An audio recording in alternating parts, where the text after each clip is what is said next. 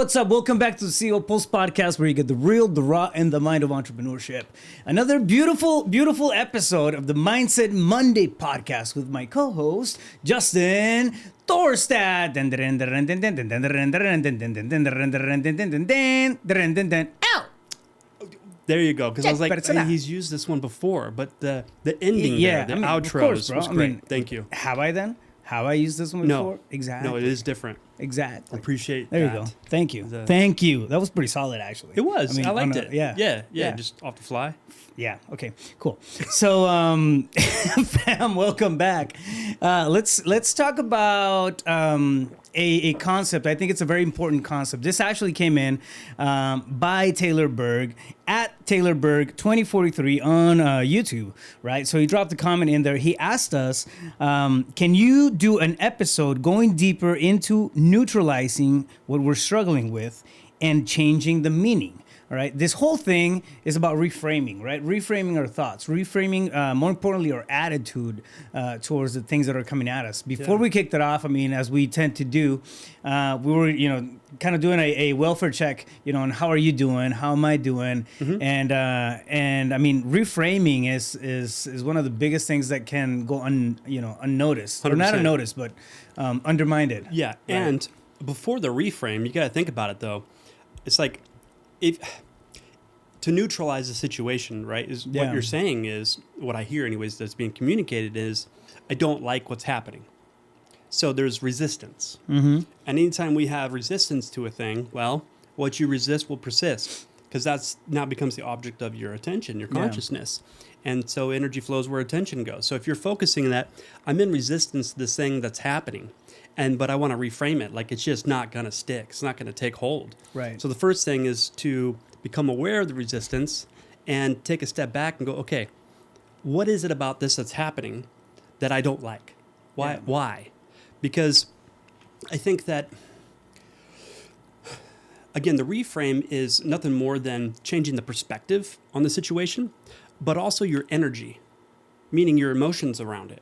Yeah. And so I don't want to jump too deep unless you want me to just keep going. Well, no, I mean, we'll there's so many, different layers that we can, peel off of this thing, right? Yeah. Before we get into it, I shout out to Taylor. Thank you so much, bro. Thanks, Taylor. I appreciate you jumping in every single, episode that we have on these, and you're always, taking an active part of it. So it's always a pleasure to see you there, and then it's always a blast to see like your progress as time goes through. So that's a special Taylor shout out there. Appreciate the comment. Yeah. And yeah, man, I think, well, I mean, we're going to get hit with stuff sometimes we don't even understand, right? Like, for example, we're talking about how we're doing at a personal level, right? Yeah. Like, one of my things that I always, it's kind of like my slogan right now, like it's my motto, right? Like, hustle is a season, it's not a business strategy. Over the last couple months, I mean, I've spread myself thin on a couple of different projects. I mean, everything's kind of, still being managed, to a decent level, right? But I feel like I'm back in that trench work. I'm back in, because I'm building new things, right? So I'm back on hustle mode on a few areas. And it's like, it's almost a reminder, right? As we step up, as we, try to level up to a next, new stage or level in our lives, a higher version of ourselves is demanded, right? What happens? We go back to the drawing board. When we go back to the drawing board, shit gets scary, right? Because we don't understand it. We get confused. Stepping into the unknown. Exactly. Yeah. We're stepping into the unknown again. And this whole thing about, self-discovery and really, am I up for my challenges uncovers, as well.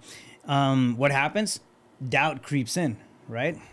How do we reframe that? Like, what's the thing? I think, one of the most important questions to ask ourselves is, whenever something like that happens and we're having a challenge with something else, is ask ourselves as, how is this happening, for my benefit, for me, right? Yeah. Not to me. So, well, and I think, because again, noticing that, I'm in resistance to what's happening. I don't like this. Reality just unfolded in such a way that's not what I anticipated or what I desired. Yeah. And so I don't like it. So I got energy on it. Yeah. Like, to realize that, okay, that's the cue. I'm not feeling right about this, or I don't like it, or I'm upset, or I'm frustrated. Okay, that's the cue to like stop for a minute. Like, okay, why? Why is this such a problem? And again, to change the energy on it and to reframe, how is this happening for me? Like, that's hard to do when you're really pissed off and upset. You know? So like, drop the energy, get neutral. Like, by just simply take a deep breath. You know, when we're frustrated, you're breathing high in your chest and shallow. Yeah. So stop for a minute, take a couple deep breaths and get to a neutral state. And then from that perspective, simply asking the question, like, clearly this is happening for me. How do I know that? How do you know that something just happened that you don't like, but it's a gift to you? Well, because you either identify, like as Einstein said, you're either operating in a friendly environment or universe or a hostile one. Right. And so if you subscribe to it, that it's a loving universe, then clearly it would only be giving you this situation as a gift, an opportunity to change the way you look at things. So the things you look at change, right? Yeah. To like help you grow, help you evolve. First and foremost, your consciousness, your sense of self-awareness. Yeah. Because if you're not aware that you're always walking around pissed off and frustrated and hustling, like not much is going to change. With any kind of strategy you employ and change to personality, like you got to realize this must only be happening for my benefit. And so what's the gift here? What's the opportunity to have a new awareness? And now without this situation, this is super important. Without this situation unfolding for me, how else would I have this awareness and have the opportunity to practice a new personality? You know, how you think, how you feel, how you behave. Because without those situations coming up where you get to implement what you're learning, you won't take root. You're going to stay in the philosopher stage of, yeah, I heard that before and I memorized it, yet I've never had an experience of it. Well, you don't take it too hard. I think that's what happens, right? You don't take it too hard. It doesn't anchor. And the emotion behind it is not really there, and it becomes this nice, cool, tagline that we can kind of, how do you say it? Regurgitate. Regurgitate. Yeah, so you can sound smart. Who invented that word, man? Anyways. English. So it's something it's something that you can regurgitate. Stupid. But you don't really feel it, you know what I mean? Yeah. Like it doesn't, this, the hairs on your skin don't raise when you're going through it. And it's really important though to validate what you're saying. Like, we have a thought. And that thought leads us to a choice or a decision. Yeah. Which leads to an action or behavior, right? Yeah. And that behavior creates an experience. And the end result of an experience is an emotion. Think about it. You think an insecure thought, and you trail that down and have an experience where you're being insecure. And what's the emotion? Insecurity. Yeah. Right? And so the cycle continues. And so to your point there, like, in order to have an emotion around what you know, you'd have to have an experience of it. And new experiences are what enrich the body and the mind. Like, that's how we learn. So many people want to avoid new experiences because if you are stepping into the unknown, you think it's scary, and really people identify with that nervous feeling as a sense of insecurity. I'm not capable, insufficient. Fight or flight kicks in as well. So you have almost a defensive stance to anything that's not comfortable, right? But like, if you're not stepping into new experiences, that means you're operating from what you already know. Yeah. And if you already know it because you already had an experience, that means you're operating from memory of the past. And what do you think is going to be different in your future? Like, you're going to be predictable. Yeah. You've got to take into consideration, where's my opportunity to step into the unknown? Because what we're talking about here is those new experiences are like the cave you fear to enter, and it holds the treasure you seek, liberating yourself from the inner tyrant. Well, I think it's also important to understand that by default, anything that's new to us, more than likely we're going to struggle with. Yeah. Anything that's putting you outside of your comfort zone, anything that's just stretching you even a little bit beyond your regular boundaries, right? Yeah. It's going to feel like a struggle. Why? Because you're adjusting, you're adapting, you're molding yourself to this new space. Now, changing the meaning, it's really not that difficult when we step back and look at things like gratitude, right? Changing the meaning on things, it's so often a matter of optimism. Sure.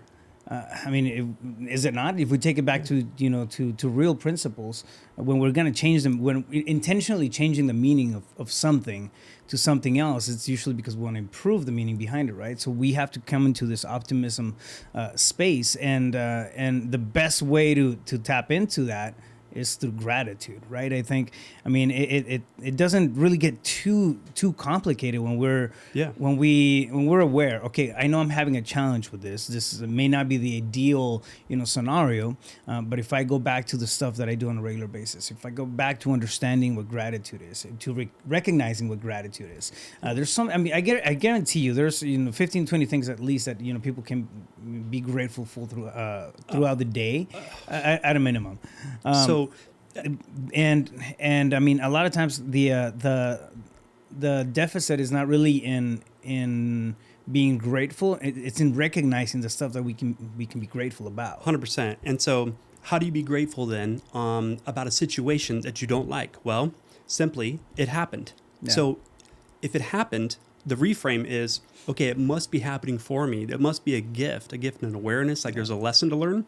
So, couldn't you be grateful for that? Because again, if you're not learning new things, eventually, like you're going to be low man on the totem pole. Like people are going to surpass you if you're not consistently increasing yourself.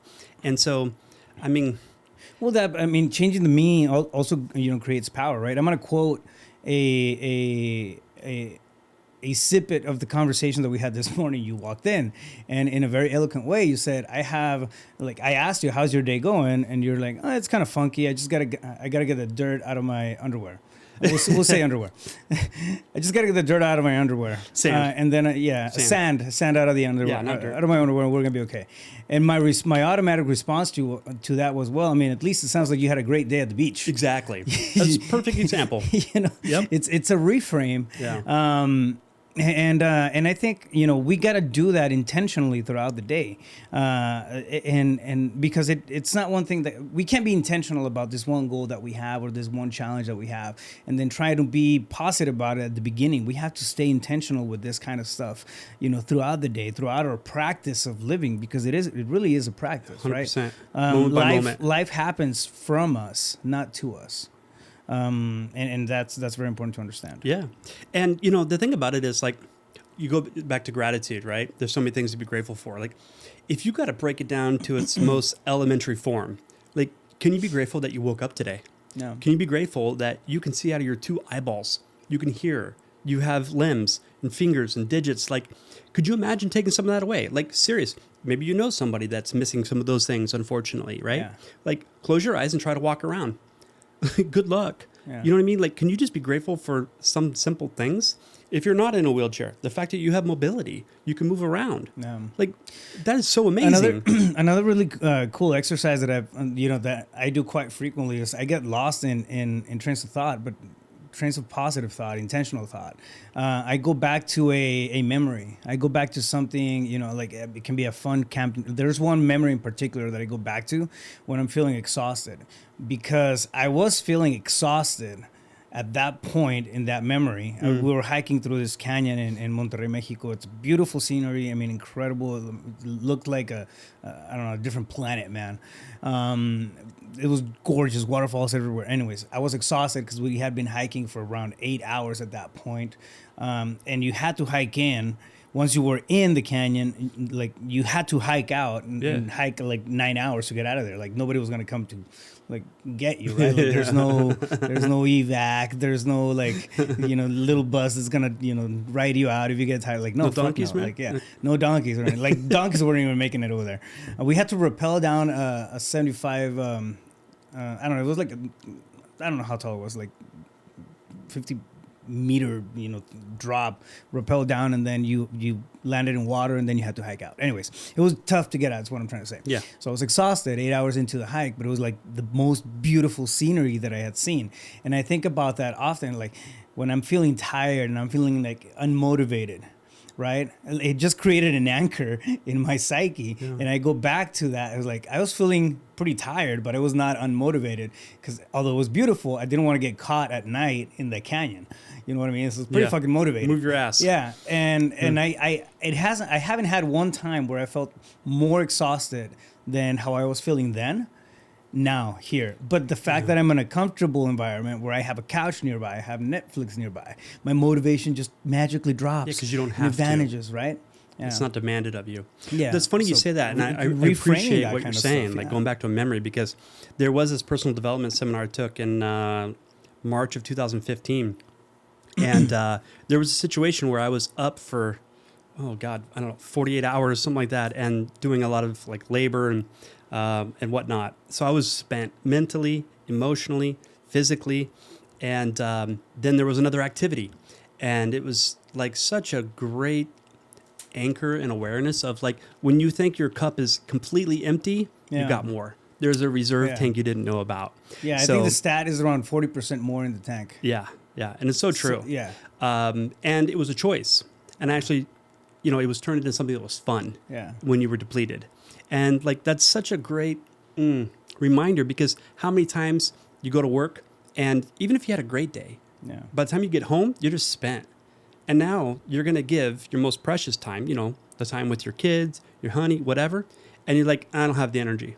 Yeah. So I gave all my good stuff away to everybody else, and I bring home nothing. Right. You know what I mean? Yeah. Like it's sad. And I've been guilty of that. I think we all have. Yeah. So, I mean, let's, for the sake of the topic of the conversation, how do you reframe something like that? Well, again, drop the resistance, get to the neutral by just breathing and becoming present in the moment. Like it's not difficult. It's not woo-woo. Just simply close your eyes, take 6 deep conscious breaths. Like, why 6? Because it's better than 5 and not and as it's less long than as 10. 7. Yeah. So 6 just seems to be the sweet spot. Dick. Cool. Yeah. So, but if you think about it, like when you sit there and breathe, first of all, you're relaxing your nervous system, you're relaxing your mind, like you're becoming present. Yeah. And so like you got to be like a self-cleaning oven, man. And when you can relax your state, relax your nervous system and your mind, okay, now I can be objective. So, number 2, how is this happening for me? What's the gift? What's the lesson? And what's the opportunity that I have now in order to implement what I think I already know and practice a new personality with being with the situation and extracting all of the gold that's available. Like, because there are gifts of gold in those situations if you're willing to see it. Yeah. And another thing too, like, okay, when I came in today, right, earlier, and I was a little frustrated, just the simple act of verbalizing what I was experiencing gave me clarity. Do you know what I mean? Like, we're so in our heads usually, like using that mind to think, that it just goes and goes and goes. And it's like, but when you say what you're thinking and feeling, like, it's just a different level of awareness. At least for me, I can't speak for everybody, but it's like, oh my God, I sound ridiculous. I can't believe I just said that. Yeah. Like, that's not at all how I think or feel. Yeah. You know what I mean? So, like, if you're really just not able to reframe it, reach out and phone a friend. You know what happens, dude, when I do that, when I verbalize stuff, I catch myself taking on a victim role. Oh, 100%. As much as I talk about it and bash it, right? Well, you heard me coming in. And then I'll verbalize like whatever it is that's going through my head, and it's, putting me in this hole, emotional hole, or whatever you want to call it, right? But like when it comes out of my mouth, it's like, shit, I'm totally being a victim. Like I'm victimizing myself to something, right? 100%. As opposed to taking, a proactive stance and figuring out, okay, what can happen, or releasing the resistance behind it, which I think resistance goes back to a key word in the question, which was neutralizing. How do we neutralize, those feelings, those emotions? I mean, it's not, I don't think it's about neutralizing any of that. It's not about understanding what's triggering us, right? We understand what gets to us, what's going to make us react. And we know next time we see it that it's coming, if whatever that trigger is, it's showing its face on the horizon. 100%. Now, dropping the resistance, it's something that empowers us. It's something that we actually have, control over. Yeah. And so the thing about it is, like, I believe we're creating our reality moment by moment. And the saying, as within, so without. Yeah. Like, whatever deep-rooted beliefs you really have, they do set up the lens in which you perceive information. So reality happened. For one person, they'd be like, oh my God, this is so incredible and beautiful. While another person is in like pain and suffering. Yeah. It's like, that's because that's the lens in which you're viewing the situation. That doesn't mean you're seeing it for what it is. you're seeing it as you are. Yeah. And so, like, again, back to the comment of neutralizing it and reframing it, it's like you just got to take a look at, okay, where can I burn away some of my insufficiencies and awareness? Yeah. Like, that's the gift. Like, how can I view the situation really as a benefit to myself and everybody else? And so next time something like this comes up, man, I'm going to respond completely different. Like, you got to sit with it and be with it. And so I think number 3 is taking a look at, do you set aside time, sacred time in your day to sit with self and reflect on the day? Like, where did I show up in a way that I'm proud of myself? Where did I maybe fall from grace and I went unconscious? I went asleep to the old programming and I was predictable. And that's not an opportunity to beat up. That is the opportunity to write it down, journal it out, because tomorrow morning when you get up and you write out your gratitude and meditation, it's like, okay, I'm setting an intention today. Who I desire to be, how I want to think, how I want to feel is in opposition to where I fell from grace yesterday. So now I'm aware of it and mindful. And how would you have all of those awarenesses if the day before something bad didn't happen to you? Such a victim statement. Well, exactly that, and then also understanding that the concept of struggle literally equals evolution, right? Yeah. When we're struggling through stuff, we're moving through growth. It's really what what that means. You're not gonna struggle with something that you dominate, that you understand, like the back of your hand. You're gonna struggle with new stuff, new challenges.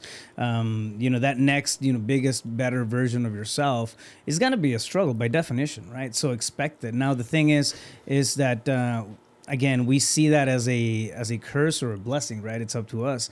In my opinion, I mean, it's better to take it as a blessing and understand that this thing again is happening for me, right? Yeah. Life happens from me, not to me. Exactly. I think so many people. I mean, our society, our culture, the way it is. I mean, I've repeated that a couple of times through the conversation because it's important to keep that in mind. Totally. Yeah, I agree 100%.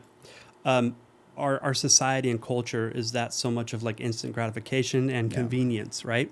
So when we decide to volunteer to learn a thing, to be a beginner at something, like, of course you're insufficient. Of course it's going to be a struggle. Like, what did you learn that's worthwhile of your time and energy that you didn't struggle a little bit with? I don't care if it's learning to play the piano or a new language or a new business. Like, you're volunteering for this, and you're giving yourself a gift of evolving your consciousness, your self-awareness. And, I mean, how else are you going to create bigger, better results if you're not stepping into that unknown that you're a student with? Right. 100%. 100%, man. So, Taylor, I hope that shines some light on your question, right? And again, the question was, can you do an episode going deeper into neutralizing what we're struggling with and changing the meaning? Yeah. Take a look at why you're struggling with it. Yeah. Take a look at why you're struggling with it. That's one. It's an internal conversation that you're gonna have. It's gonna get cloudy in your brain, whatnot. It may take a little bit to iron things out, but you're gonna come to terms with it, and also understand that struggle again. It's evolution, right? You're moving, and I know you personally, and I know you're moving quick through stages of your life. So all those may feel like struggles, may feel like setbacks, but think about that struggle. I mean, that struggle that you're going through.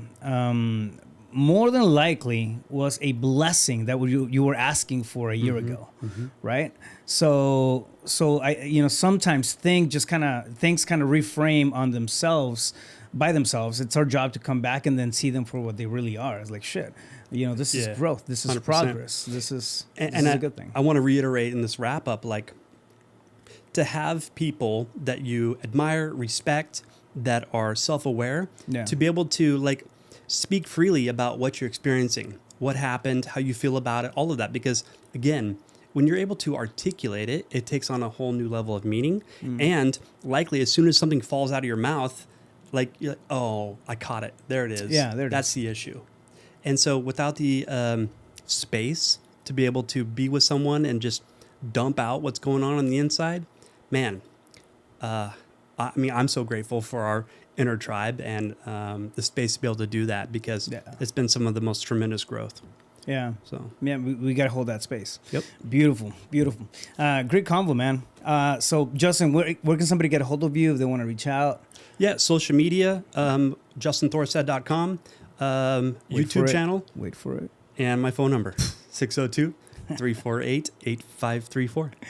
Bam! All right. And me, you can find me anywhere on social media at Rafael Cortez, CEO. Do us a favor, if you like the content that we're putting out there for you guys on a regular basis, we put a lot of work and effort into this. So help us spread the word, right? If you feel like these conversations are something that somebody else should be listening to, share the video, right? Subscribe, like, and share, and help Comment. us, make a dent on it. This is not a one-way street, right? It goes both ways. And at the end of the day, what we want to do is we want to plant great seeds of just awareness out there, and this is the way to start. So help us out with that, and then we'll catch you guys on the next one. In the meantime, stay focused. You got this. Let's go.